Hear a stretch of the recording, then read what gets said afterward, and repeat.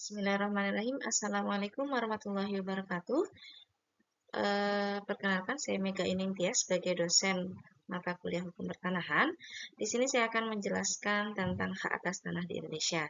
Nah, sebelum kita masuk ke materi hak atas tanah di Indonesia, kita pahami dulu ya tentang instruksi ini. Untuk teman-teman mahasiswa, tolong ya, buatlah poster atau infografis yang menjelaskan bagaimana kasus permasalahan jenis hak atas tanah yang terlibat, serta bagaimana solusi yang akan diusulkan. Nah, kita melihat dengan kasus Rempang ya, yang tahun lalu. Nah, di sini kita masuk materi, definisi dan jenis-jenis hak atas tanah.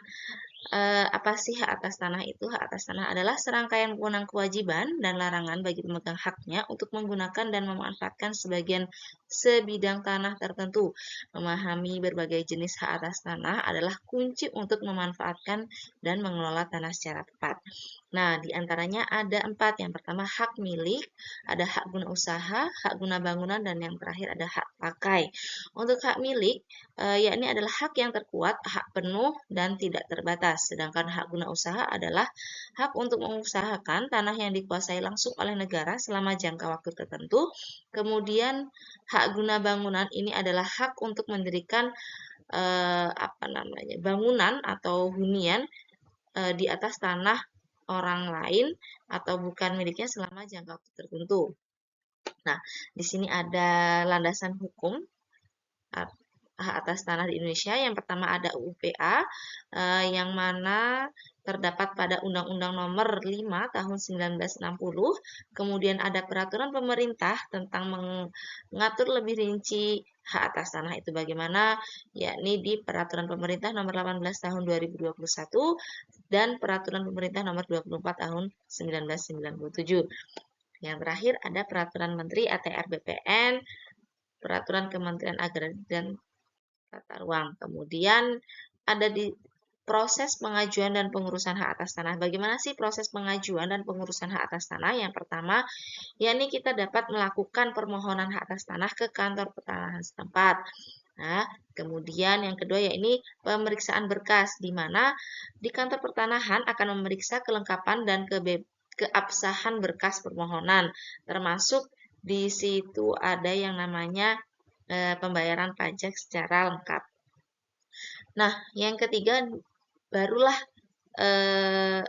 tahap penerbitan hak, yang mana jika memenuhi syarat, maka dari kantor pertanahan akan menerbitkan sertifikat hak atas tanah.